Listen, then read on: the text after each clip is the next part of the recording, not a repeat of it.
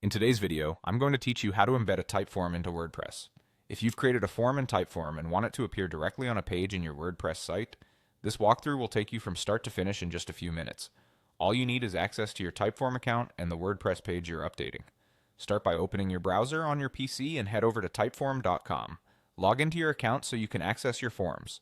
Once you're in, open the specific form you want to add to your website. Make sure the form is ready to share, since whatever is published in Typeform is what your visitors will see on your site. With your form open, look for the Share option. This is where Typeform provides all the ways you can distribute your form. Click Share, then choose Embed. This will bring up several embed styles that control how the form appears on your site.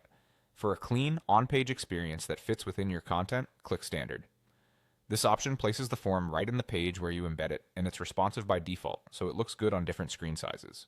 When you're ready, click Copy Code to copy the embed snippet to your clipboard. Now switch over to your WordPress admin dashboard. From here, go to the page where you want the Typeform to appear. Open that page for editing so you can place the form exactly where it makes sense in your content. In the editor, add a custom HTML block. If you're using the block editor, you can find it by clicking the plus icon and searching for Custom HTML. This block lets you paste code safely without altering the rest of your layout.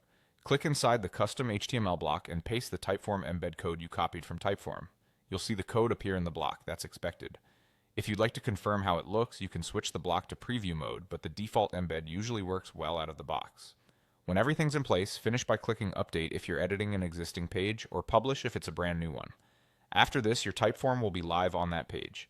The form should load within the content area where you inserted the custom HTML block, and visitors can complete it without leaving your site. If the form takes a second to appear, that's normal as it pulls in from Typeform. And that's it. Your Typeform is now embedded in WordPress, ready to capture responses right on your page.